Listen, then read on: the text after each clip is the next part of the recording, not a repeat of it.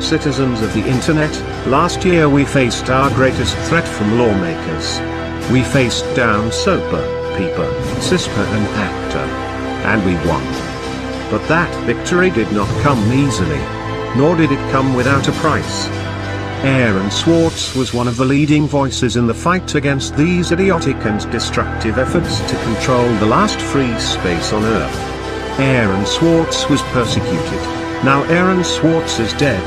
Tonight, the President of the United States will appear before a joint session of Congress to deliver the State of the Union address, and tomorrow he plans to sign an executive order for cybersecurity as the House Intelligence Committee reintroduces the defeated CISPA Act, which turns private companies into government informants. He will not be covering the NDAA, an act of outright tyrannical legislation allowing for indefinite detention of citizens completely outside due process and the rule of law.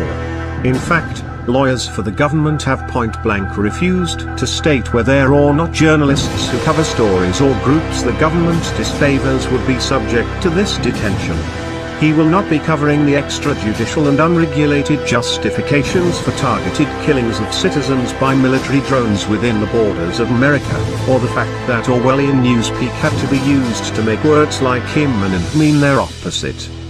He will not be covering Bradley Manning, 1,000 days in detention with no trial for revealing military murders, told that his motive for leaking cannot be taken into consideration, that the government does not have room for conscience. He will not be covering the secret interpretations of law that allow for warrantless wiretapping and surveillance of any US citizen without probable cause of criminal acts, or the use of catch-22 logic where no one can complain about being snooped on because the state won't tell you who they're snooping on. And if you don't know you're being snooped on, you don't have a right to complain. We reject the State of the Union. We reject the authority of the President to sign arbitrary orders and bring irresponsible and damaging controls to the Internet.